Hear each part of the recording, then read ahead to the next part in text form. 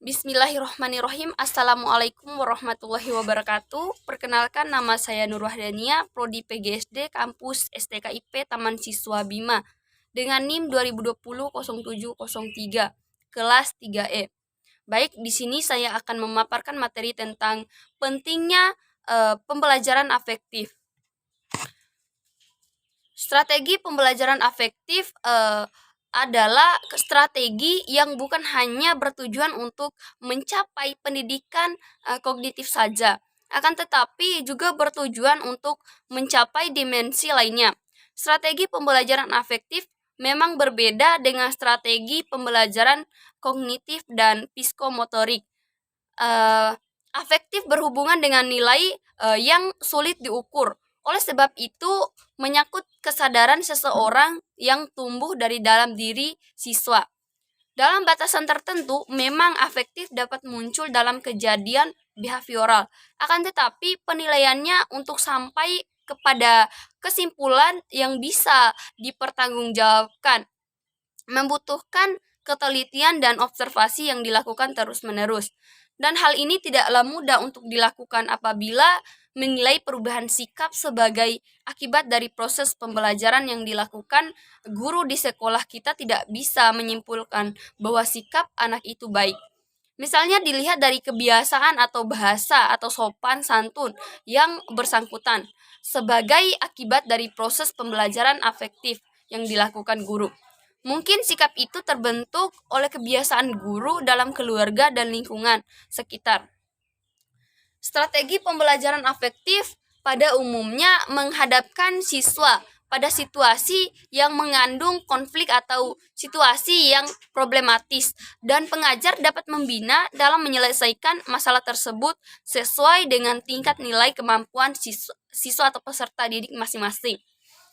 Dalam mengaplikasikan terhadap pembelajaran yang diberikan, dalam pemberian contohnya terhadap yang diberikan guru, hendaknya siswa difasilitasi dengan lingkungan yang baik.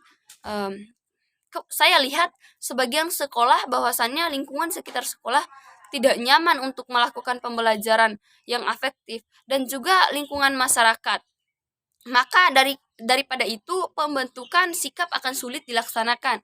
Misalnya ketika anak diajarkan tentang keharusan bersifat jujur dan disiplin, maka sifat tersebut akan sulit diinternalisasi.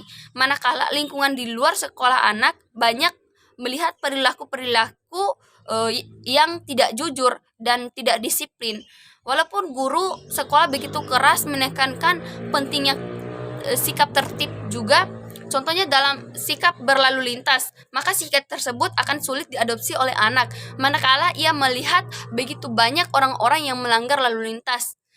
Demikian juga walaupun di sekolah guru-guru menerangkan dan menegaskan perlunya anak untuk berkata sopan dan halus disertai contoh perilaku guru, akan tetapi sifat tersebut sulit diterima oleh anak manakala di luar sekolah begitu banyak manusia yang berkata kasar dan tidak sopan. Poin kedua yaitu tingkatan dan karakteristik ranah afektif. Bila ditelusuri, hampir semua tujuan kognitif mempunyai komponen afektif. Dalam pembelajaran sains misalnya, di dalamnya ada komponen sikap ilmiah. Sikap ilmiah ini termasuk juga komponen afektif. Tingkatan ranah afektif menurut taksonomi Krathwohl ada 5, yaitu yang pertama attending, value, organization, dan characterization. Tingkat yang pertama yaitu tingkat receiving atau tingkat attending.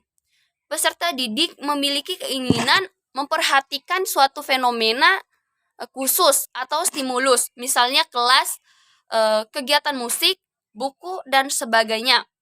Tugas pendidik mengarahkan perhatian peserta didik pada fenomena yang menjadi objek pembelajaran afektif.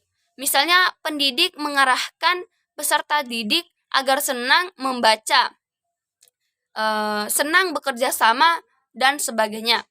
Kesenangan ini akan menjadi kebiasaan, dan hal ini yang diharapkan yaitu kebiasaan yang positif. Kemudian yang kedua yaitu tingkat responding. Responding merupakan partisipasi aktif peserta didik, yaitu sebagai bagian dari perilakunya. Pada tingkat ini peserta didik tidak saja memperhatikan fenomena khusus, tetapi ia juga bereaksi.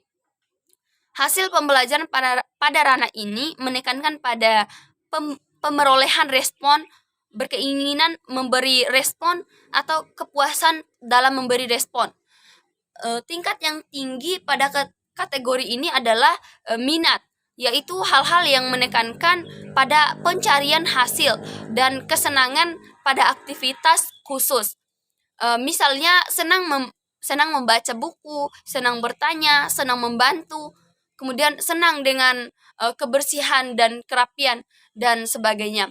Kemudian yang ketiga yaitu tingkat valuing. Tingkat valuing melibatkan penentuan nilai, keyakinan atau sikap yang menunjukkan derajat, internalisasi, dan komitmen. Derajat rentangannya mulai dari menerima suatu nilai, misalnya keinginan untuk meningkatkan keterampilan, sampai pada tingkat komitmen. Valuing atau penilaian berbasis pada internalisasi dari seperangkat nilai yang spesifik. Hasil belajar pada tingkat ini berhubungan dengan perilaku yang konsisten dan stabil agar nilai dikenal secara jelas. Dalam tujuan pembelajaran penilaian ini diklasifikasikan sebagai sikap dan apresiasi. Kemudian poin yang keempat yaitu tingkat organization. Pada tingkat organization, nilai satu dengan nilai lain dikaitkan. Konflik antar nilai diselesaikan dan mulai membangun sistem nilai internal yang konsisten. Hasil pembelajaran pada tingkat ini berupa konseptualisasi nilai atau organisasi sistem nilai. Misalnya pengembangan filsafat hidup.